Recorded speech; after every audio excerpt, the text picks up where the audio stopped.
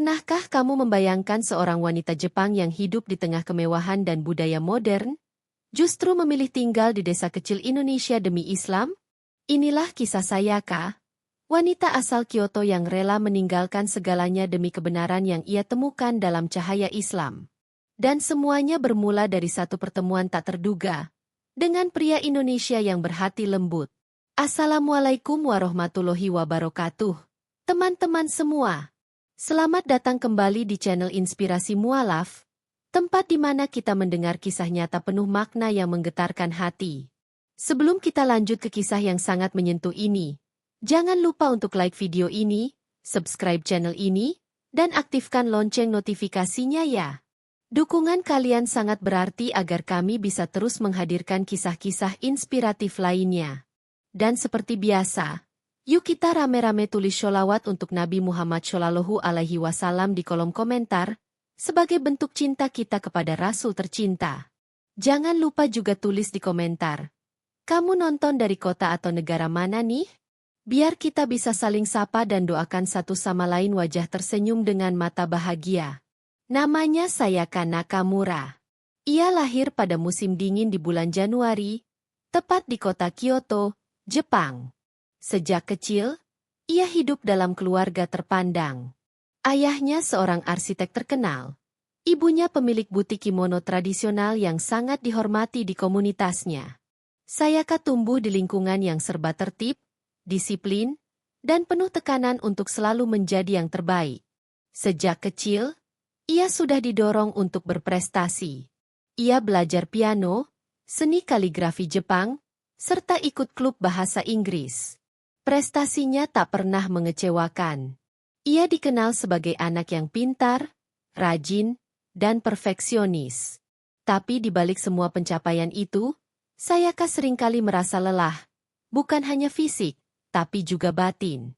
Ia menjalani hidup seperti mesin, bangun, sekolah, latihan, belajar, tidur, dan terus berulang tanpa ruang untuk bertanya, apa sebenarnya arti semua ini? Memasuki usia dewasa, Sayaka melanjutkan kuliah di jurusan desain interior di Tokyo. Ia mengejar karir yang sesuai dengan passion-nya. Setelah lulus, ia diterima bekerja di perusahaan arsitektur ternama yang menangani proyek-proyek mewah, mulai dari hotel bintang 5 hingga rumah-rumah selebriti. Ia pun pindah ke Tokyo, dan memulai hidup barunya sebagai wanita karir yang mandiri. Apartemennya modern, bergaya minimalis, dan letaknya strategis dekat pusat kota. Dari luar, hidup Sayaka tampak sempurna. Ia punya pekerjaan impian, penghasilan besar, sering traveling ke luar negeri, dan penampilan yang selalu modis. Banyak teman iri padanya. Tapi mereka tidak tahu bahwa di balik senyumnya yang anggun dan Instagram feed-nya yang estetik, Sayaka merasa kosong. Sepulang kerja, ia sering duduk sendirian di ruang tamunya, menatap langit malam dari balik jendela kaca, dan bertanya dalam hati, apakah hanya ini tujuan hidupku? Ia bukan orang yang religius. Seperti kebanyakan orang Jepang, keluarganya tidak menganut agama tertentu secara taat. Mereka lebih condong pada nilai-nilai budaya dan tradisi, seperti menghormati leluhur, menjaga nama baik keluarga, dan hidup disiplin. Sesekali mereka mengunjungi kuil Shinto, tapi lebih sebagai bagian dari budaya, bukan sebagai ekspresi spiritual yang mendalam. Sayaka pun tumbuh tanpa mengenal konsep Tuhan secara personal. Ia tidak pernah diajarkan untuk berdoa secara khusus, apalagi membicarakan tentang kehidupan setelah mati. Namun, semakin dewasa, rasa kosong itu justru semakin kuat. Ia mulai membaca buku-buku filsafat. Ia mencari jawaban tentang eksistensi, tentang makna hidup, tentang siapa dirinya sebenarnya. Ia bahkan mencoba mengikuti meditasi Zen dan workshop mindfulness. Sesaat hatinya merasa tenang, tapi tetap tak bertahan lama. Rasa hampa itu selalu kembali. Seolah ada lubang besar di hatinya yang tak bisa ditambal dengan harta, hiburan, atau pencapaian. Pada suatu malam, sepulang dari lembur di kantor, Sayaka melihat seorang tunawisma tua duduk di pinggir jalan sambil memeluk seekor anjing kecil. Ia menghentikan langkah, memperhatikan dari kejauhan.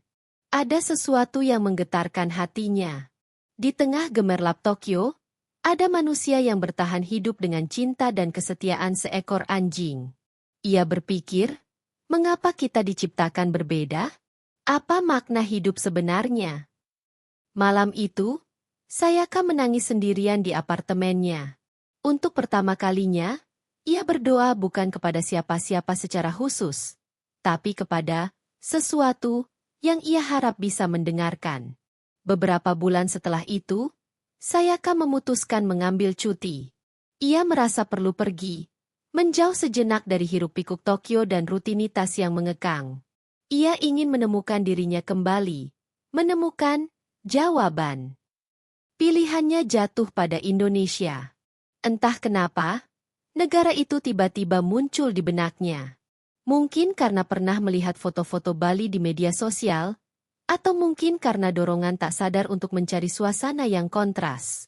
Ia membeli tiket ke Jakarta, bukan ke Bali seperti turis kebanyakan, karena ingin merasakan kehidupan lokal yang sesungguhnya. Sesampainya di Jakarta, segalanya terasa berbeda. Udara panas, jalanan ramai, klakson bersahutan, dan orang-orang yang terlihat lebih ekspresif daripada yang ia lihat di Jepang. Tapi anehnya, Sayaka merasa nyaman. Ia melihat anak-anak tersenyum meski hanya bermain layang-layang di gang sempit. Ia melihat ibu-ibu yang saling menyapa hangat meski baru kenal. Ia bahkan kaget saat seorang pedagang kaki lima menolak dibayar lebih hanya karena ingin berkah. Semua ini sangat berbeda dengan suasana dingin dan individualistis yang ia alami di Tokyo. Dalam salah satu perjalanannya ke kota tua, Sayaka tersesat. Ia mencoba menggunakan Google Maps, tapi sinyalnya hilang. Ia kebingungan, berdiri di pinggir jalan sambil membuka peta fisik kecil yang ia bawa. Disitulah ia bertemu seorang pemuda Indonesia yang kelak akan mengubah jalan hidupnya. Pemuda itu menyapa dengan sopan, "Permisi, boleh saya bantu?"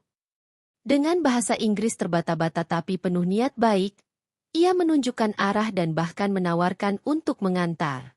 Sayaka, yang biasanya sangat berhati-hati pada orang asing, justru merasa aman.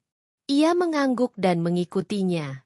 Dan dari momen sederhana itu, dimulailah babak baru dalam hidup Sayaka Nakamura, yang ia sendiri tak pernah bayangkan sebelumnya. Namanya Fahri. Ia bukan siapa-siapa di mata dunia. Lahir di keluarga sederhana, tinggal di pinggiran Jakarta, dan sehari-hari bekerja sebagai supir ojek online.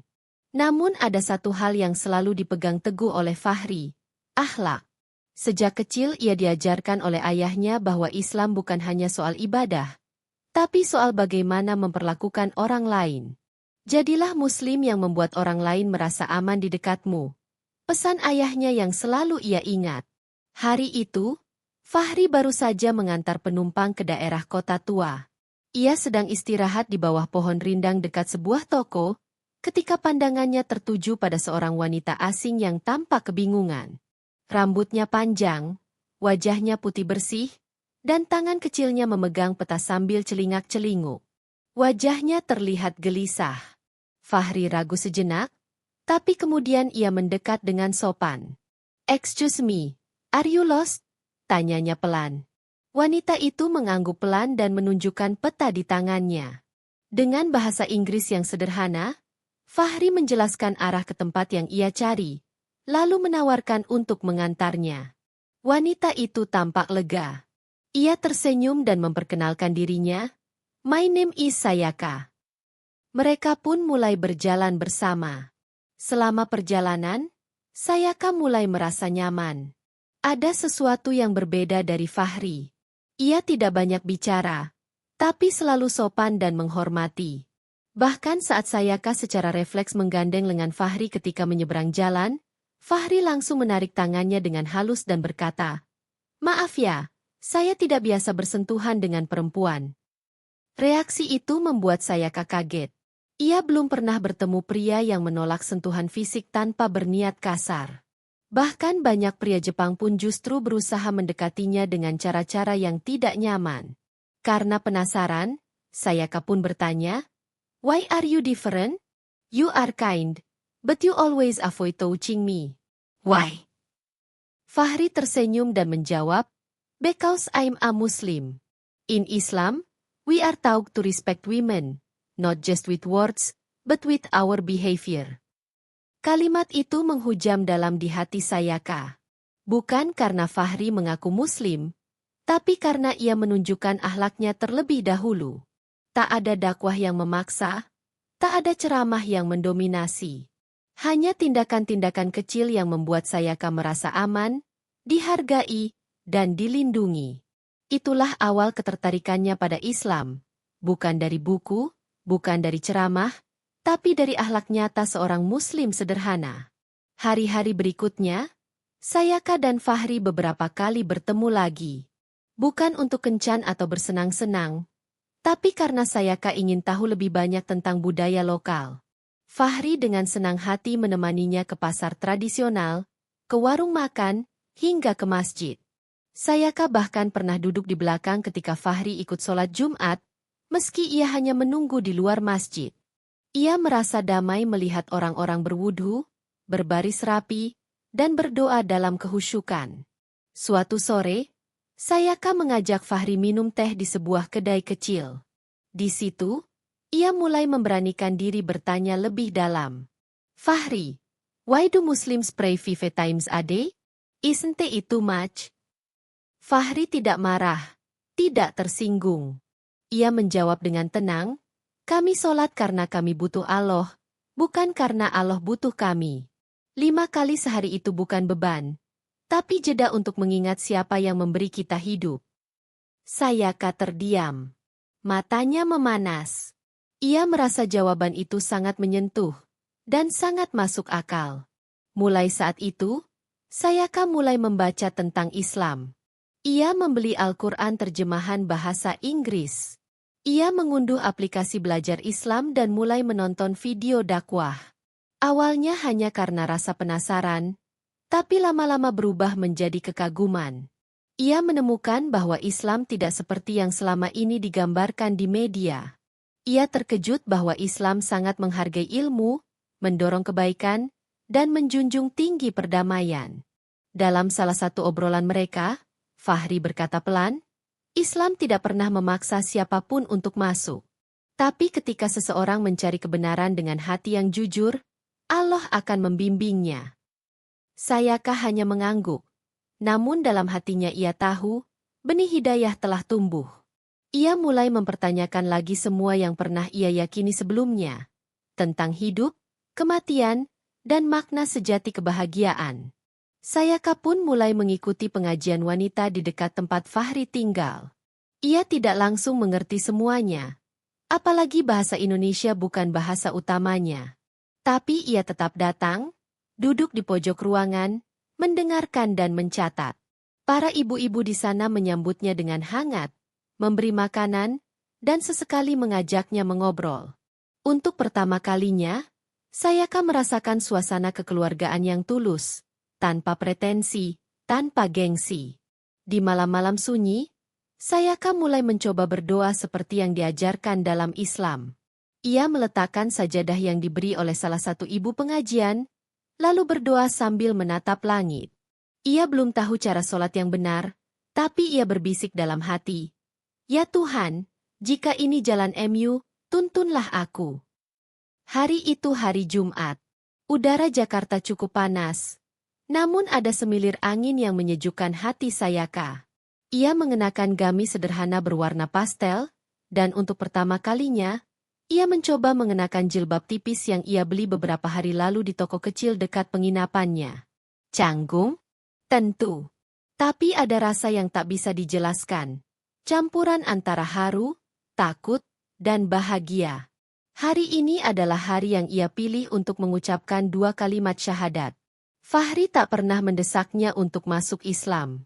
Bahkan, ia lebih sering menjauh setiap kali Sayaka menanyakan hal-hal pribadi. Baginya, dakwah bukan soal kata-kata, tapi soal menjaga adab. Namun ketika Sayaka mengutarakan niatnya untuk masuk Islam, mata Fahri berkaca-kaca.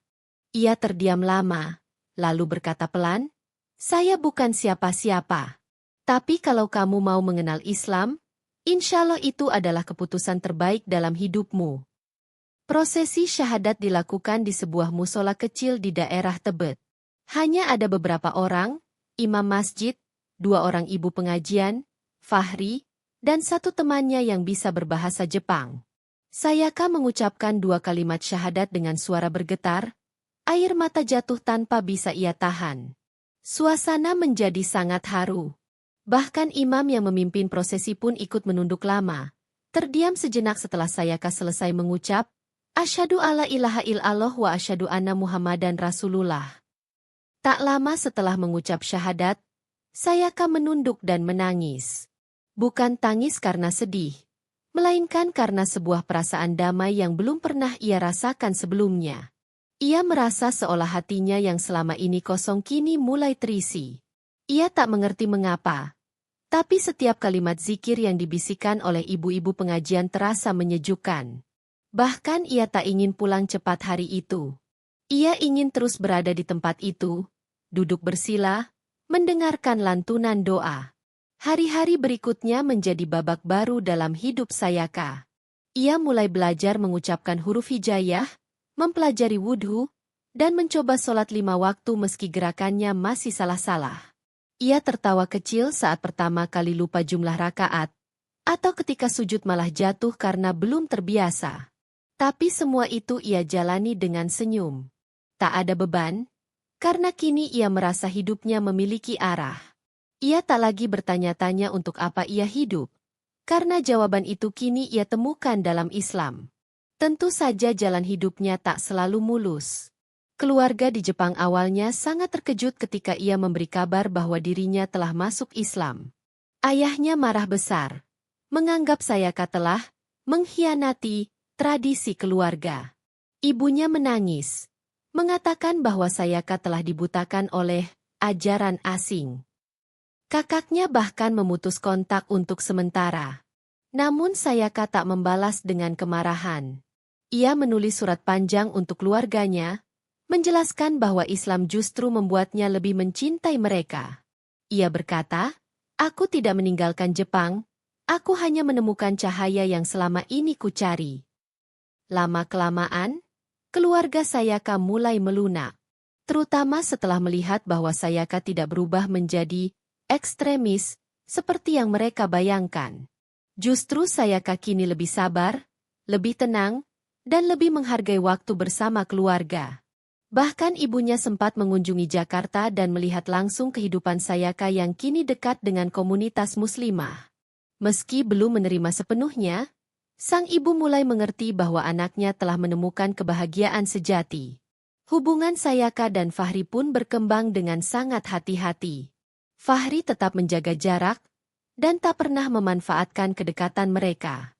Ia tahu, hidayah Sayaka bukan karena dirinya, tapi karena Allah. Namun rasa yang tumbuh di antara mereka tak bisa dipungkiri. Setelah berkonsultasi dengan ustaz dan keluarga pengajian, Fahri akhirnya memberanikan diri melamar Sayaka secara syar'i. Sayaka tak langsung menjawab. Ia butuh waktu.